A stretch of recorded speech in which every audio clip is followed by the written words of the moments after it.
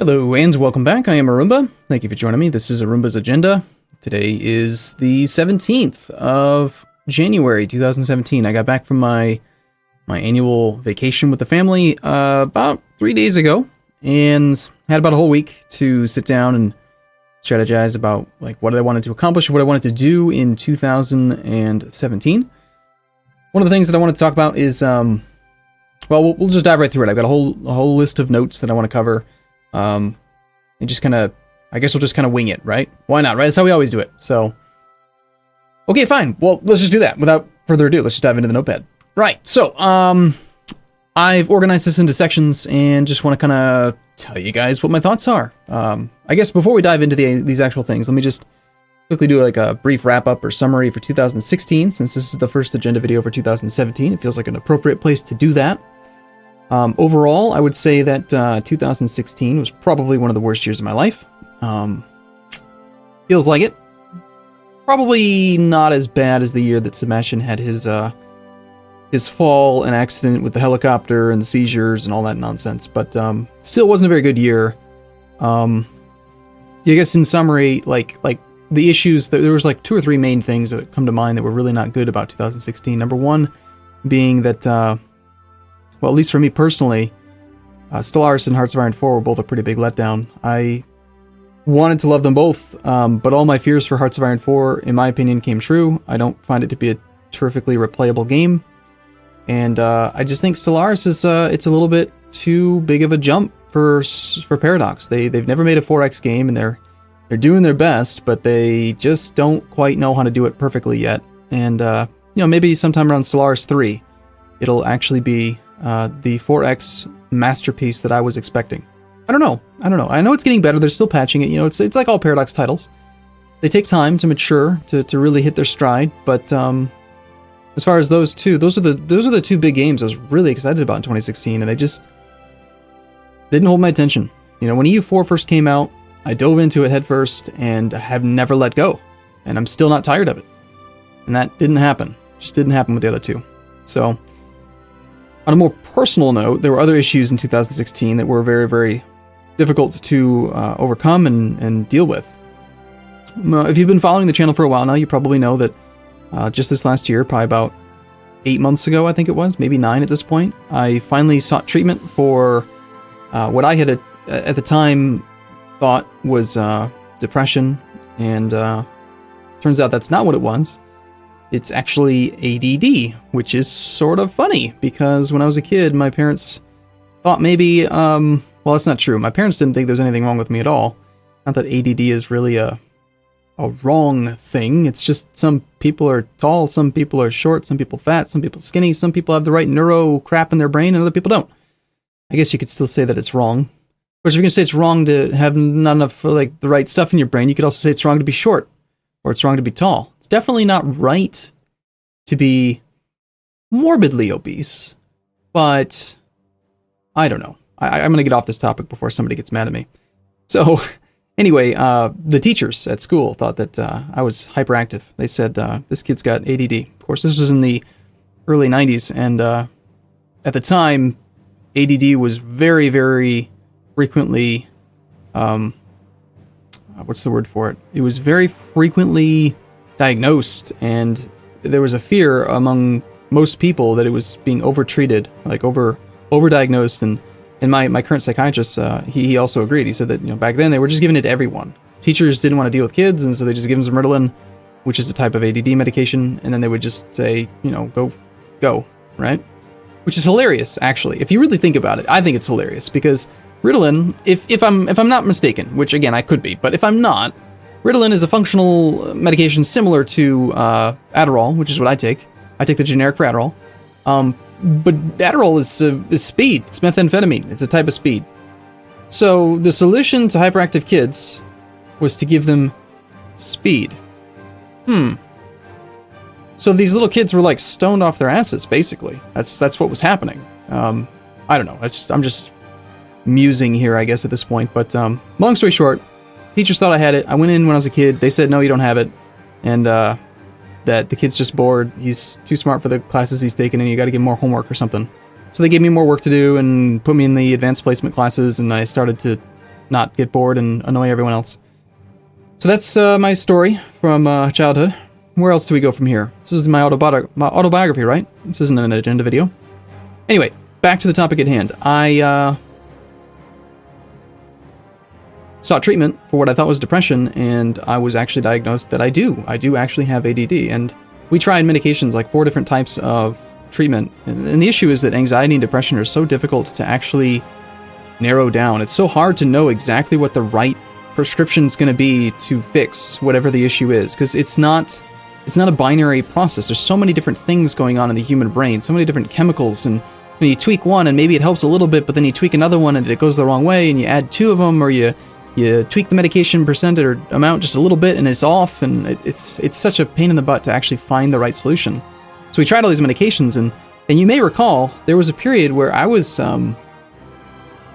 in hindsight, I was like off the rails, and I didn't even realize it because I was just on the medication, thought everything was fine, you know. But in particular, the moderators for Twitch and I have had some discussions lately about how 2016 went and like what some of the issues were with regard to the channel and streaming and everything. And there was times where I was just like being very inappropriate, and I had no filter, and I would just say whatever came to mind, which is normal, but like extreme, like more so than normal, I guess. And it was bad. So anyway, long story short, it was a journey to actually find that this was the right medication for me. And unfortunately, in the United States, you know, I'm paying out of pocket for all of it, the doctor's appointments, the actual prescriptions, and it's really expensive. But I'm getting too old for dealing with not feeling like a normal person. So I finally decided it's just worthwhile to just go and do it, and I did. And I'm very glad that I did.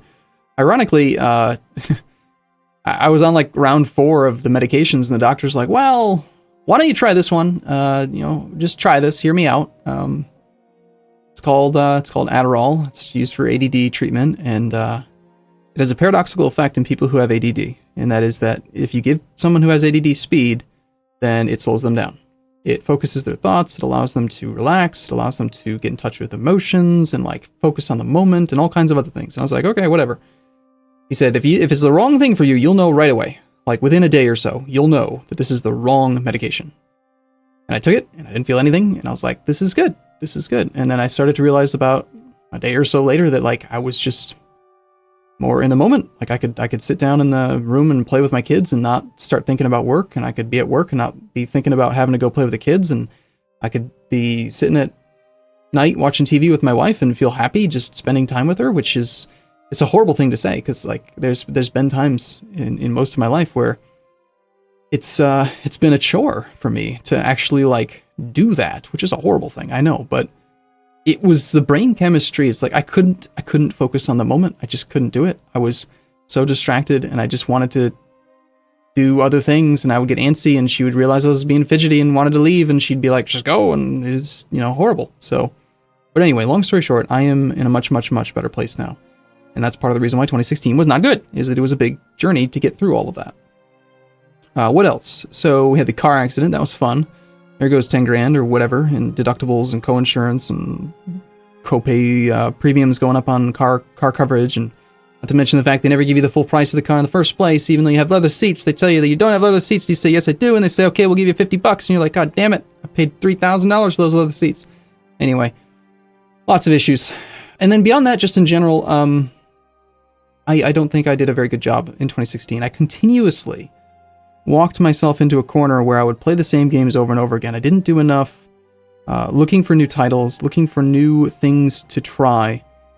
Instead, staying in my comfort zone and repeating what I've already done. And mostly with games like Factorio, where it's like, I love that game. I could play that game all the time. But it's been done. You know, I've been playing the game for a couple of years now, and how many times can I build a bus? How many times can I build Red and Green Science in a new series? It's so... I've got to do new things.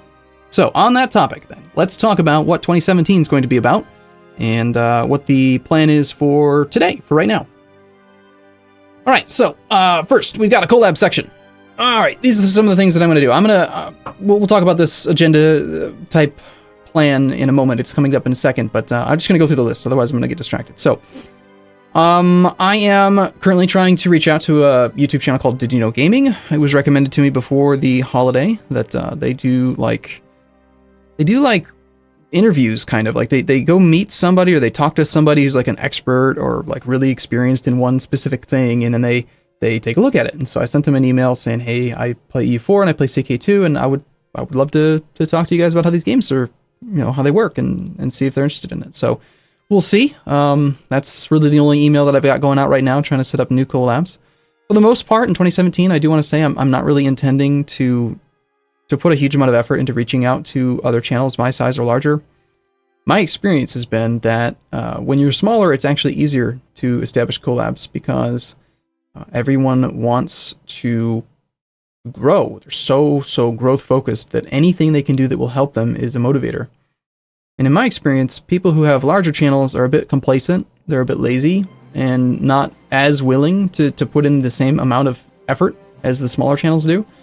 So I feel like it's much harder. I've been trying, I swear, for like 6 months, 8 months now to actually do stuff with other channels that are similar in size to me, and it never comes together. Either scheduling or lack of interest or whatever. It's just something. Either that, or maybe the world just knows I'm an asshole and has decided against ever doing collabs with me. I don't know, but I'm still going to try on occasion.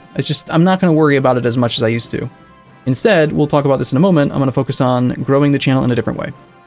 So as far as the actual agenda for this week, like what I'm looking at right now, talking about games and what's going on with videos. First off, I'm going to do an agenda video for this week. That's what we're doing right now.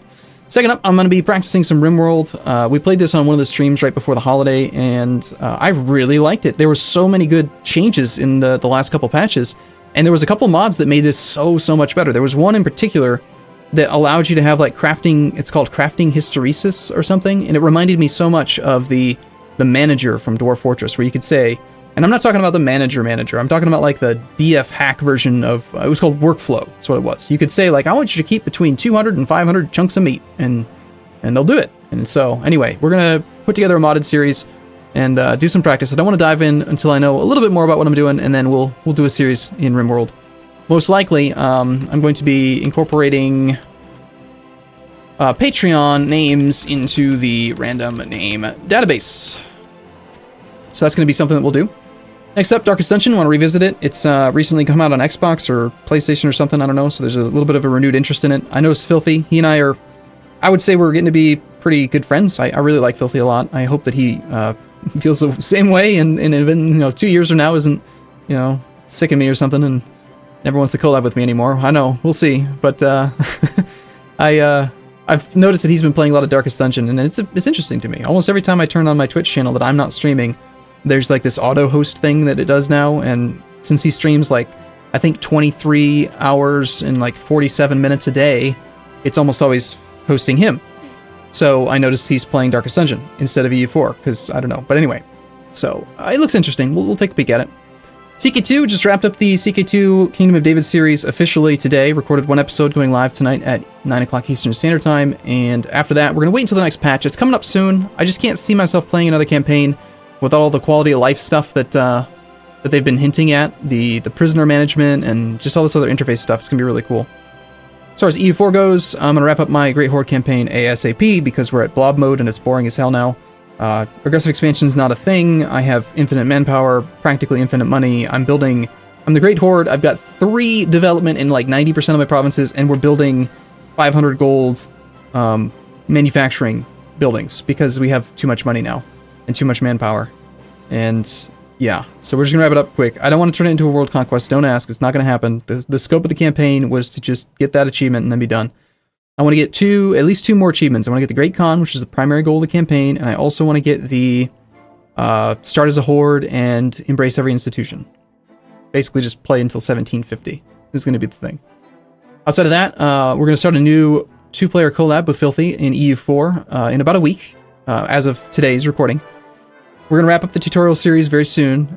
We feel like we've covered most of the tutorial-esque type stuff we can cover as a Catholic nation. There's still tons of other stuff you could talk about, like how the different religious groups work, how do the Hindus work, how do the animists work, how do all of the New World little one province minor nations work with their buildings and their government systems and all that stuff, but it's not really possible to do while playing the same country in one series. So we've been talking about it, and the plan is to start a new campaign. We're going to play 2 separate nations, and we're going to be friends. Most likely, unless he backstabs me. If he backstabs me, I will kill him with reckless abandon. But otherwise, no, we're going to be friends, and he's still learning, but he's definitely put in a lot of hours, over 100 some hours into EU4, and he's coming along very quickly. So we'll do another campaign as friends, and then after that, who knows? Maybe we'll do some competitive type stuff, or some, 1v1 only middle type thing. I don't know. France versus England. Anybody? Anyway. Beyond that, over the week that I was gone on the cruise, I was playing an iOS game called Slurpy Derpy. It is an incremental game that I thought was quite fun, and I'm still playing, and I might do a little spotlight video on it just because I think it's really cool. Somebody had recently suggested to me, the Discord crew, we're going to talk about this term more in a second, suggested colonization, Civilization 4 Colonization. It's an older title, right, because it's Civilization 4, not 6. But there was like it's a mod overhaul called Colonization, and could be interesting, something to look into. These are just things that I'm thinking about and looking into doing soon. I sent off a code request for a game called Urban Empire. Check it out on Steam. It's about building cities and stuff. Looks cool. Bannerlord is something that's been on the radar for a while, but has been postponed. No release date stated, except for 2017. That is on the docket at some point. Spaz 2. I'm like 90% sure I played Spaz 1. I don't think I've ever played Spaz 2, but I sent off a code request this morning, hoping to get back a review code, and we'll check out Spaz, either on stream or on the channel, one or the other. Rebuild 3 is another game that I might consider streaming, just because it looks interesting. Again, most of these titles came from suggestions from the Discord crew, so I want to take a look. There's another game called Windward, which would also be good for multiplayer on stream. And then after all of that, we now finally get to the game plan for 2017. These are the things that I'm going to state as my actual written goals for 2017. This is something I did a lot back in the insurance business. Around January or so, we would sit down and we would review for what we did for the year, what things went well, what things went poorly, and it was a good practice. And I fell out of it and decided to revisit it in this job. So my plan for 2017, having them written down is a very important part of making a plan, by the way. If you don't write them down, they don't mean anything. You also have to keep them in front of you. It's not enough to just write them down and put them in a drawer somewhere and forget about them. You've got to actually write them down, talk about them, state them, tell your coworkers what your plans are so that they can hold you accountable to it. And in this case, my coworkers are going to be the Discord crew, the people who are going to be hopefully closer to me throughout the year and happy with that relationship. So the plan is to focus on new games. We're going to continue to have some of the core staples of the channel, a little bit of CK2, a little bit of E4, a little bit of Factorio. The Patreon campaign is going to take ages because there's over 1,000 subscribers or 1,000 patrons now, so I got to launch a lot of rockets. But outside of that, I want to focus on new games. I want to put myself out of my comfort zone and try to find that passion. Try to find some new title that really grips me and just makes me want to play nothing but that game. I want to stop complaining as much in the wrong setting. I had an agenda video a while back where I talked about that, and I just want to state it again. I want to continue to focus on that, and I'm hoping that the people that I surround myself with will help hold me accountable to that goal. I do have a tendency to complain, and what it usually turns into is I'm going to make this statement, and I think that it's a fair argument. I think I make legitimate complaints. The complaints are based in reality. I'm not just a whiny bitch, just for the sake of being a whiny bitch. But because I do it so often, because I make so many complaints, it does turn into this sort of whiny, bitchy type thing, and I don't want to do that. So I'm trying to isolate those complaints into a constructively articulated separate video where I can explain why I think that it's not right or whatever, and how it could be better, and do it in a way that is positive and constructive. Just put it somewhere, right? But not put it in every video, and not be writing things down in the middle of an episode trying to figure out what I can complain about. When I was on those drugs in the middle of last year, which was a little bit excessive. So I want to get closer to my core team on Discord, moderators, and the upcoming crew members. So, okay, we should probably finally talk about what this crew member thing is. It's an idea. It's a working title. I don't know exactly what it's going to stick around as. It may be crew. It may be some other word, but Distributor, the channel artist, is working on some logos and branding and layout type stuff for something. We're doing something special in 2017. And what it is I realized toward the end of my insurance career that it took me about 2 years to get really good at insurance. And then I was one of the top 1% agents in the company. I was a President's Honor Circle writing agent, meaning that I wrote more than 99% of people in the company. And so I got all kinds of bells and whistles and fancy pants stuff because of that. But then I got bored. I got bored and complacent, and I just kept doing the same thing over and over again. It was good, it was successful. But then in order to actually take it to the next level and get even better, I had to start training people. And that was where I started to find my passion again and get excited, and teaching agents how to do what I was doing became my focus. And in doing so, of course, I continued to write tons of business. But let's face it, insurance agents and salespeople in general are show-offs.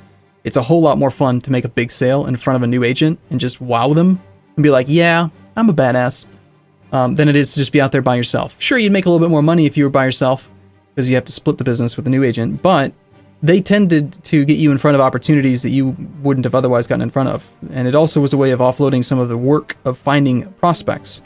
So I will get back to YouTube and how this applies in a moment, but that is... So 2 years in, I got really good at insurance, but then it took me another 2 years to learn how to be a really good manager.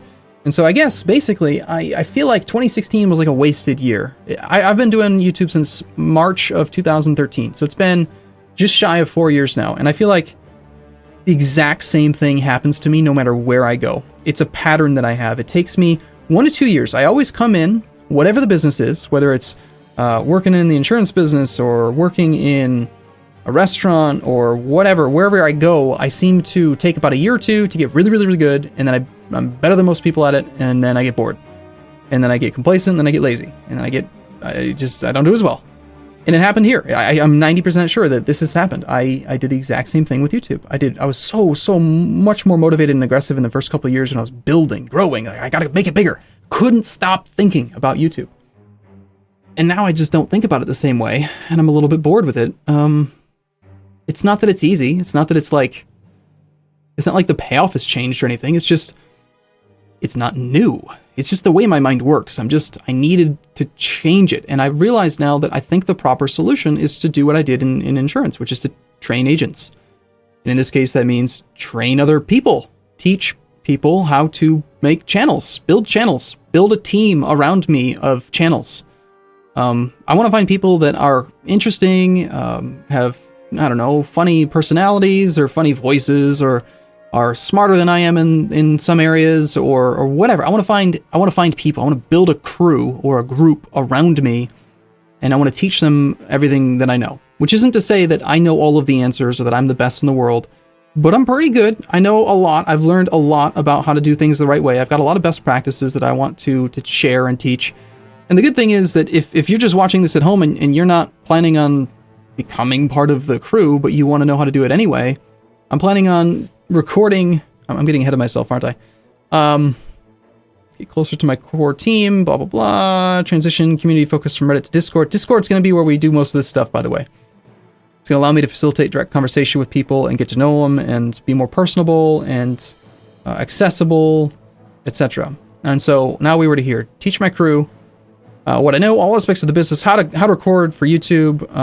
I want to record guides for YouTube using training of the crew as a guide to like what I want to cover in the episodes. So basically, taking people in and saying, hey, if you want to build a channel, I'm going to teach you how to do it. I'm going to help you out. And the only thing you have to bring to the table is just be an interesting person. And if you're interesting, then I'll do stuff with you. I don't care what size the channels are. I'm not going to put any kind of like limit or threshold on it. You got a channel of 100 people and you want to come check it out. You want to join this group that I'm going to be building. I don't know how big it's going to be. It can't be huge because I can only spend so much time with each person. But at the same time, it's going to be open to anyone. Whether you have a 1 sub, 100 subs, 100,000 subs, it doesn't make any difference. It's just about being an interesting person, coming to my Discord, the Discord server, and talking to me and being part of it and expressing your interest. And so, I was talking to a few people about this, and it was interesting. In the insurance business, some people would think that if they gave away all of their knowledge, that they would like cut out their legs from underneath them. Meaning that like if they told people how they sold, what they said, how they how do they sell? That it would like make them less good and it would take away their income or something? That's not at all how it works. At least in my experience, it's not that type of thing. And YouTube, I don't think is that way either. Teaching other people how to do it's not going to make me have fewer subscribers or fewer viewers. It's not like people are going to unsubscribe from me to go subscribe to somebody else. No, if anything, it's a world of plenty. It's a bountiful type aspect or viewpoint. There's plenty for everyone, and it's not going to harm me in any way to teach people what I know.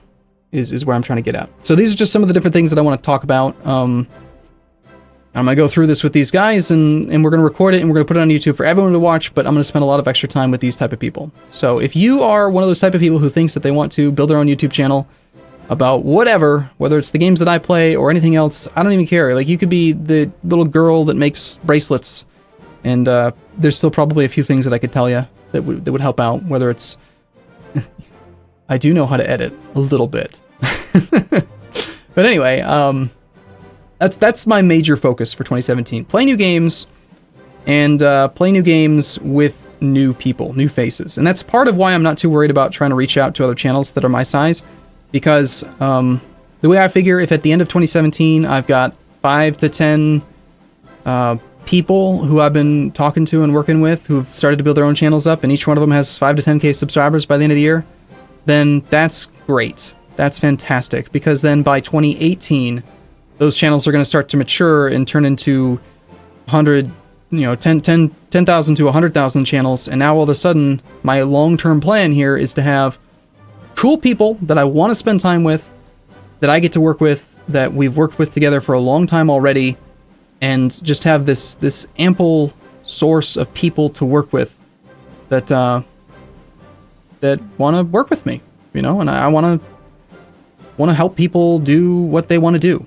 If your goal is to make videos on YouTube or to be a streamer or whatever, then I want to try to help people do that, because it's taken a lot of effort. It's taken me 3.5, 4 years now to actually get where I am now, and the information that's out there is always dated, and it's difficult to find the right stuff, and it's always conflicting, and there's so much trial and error. And I've tried everything. I've tried every type of software for editing, every type of software for recording, every type of hardware. I've gone through so many different setups.